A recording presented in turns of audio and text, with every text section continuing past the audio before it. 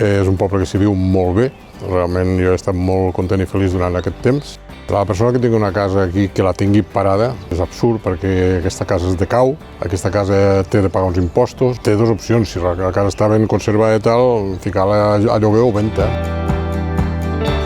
Si es dirigeixen a la gent al Consell Comarcal, trobaran tot l'assessorament, trobaran la bolsa de vivendes que hi pugui haver a Castellnou i que realment podran tindre una facilitat per poder accedir a lo que és viure en un poble que és molt diferent de viure en una ciutat o una ciutat mitjana o petita com pugui ser, no sé, Mollerussa, Balaguer, Tàrrega, tal.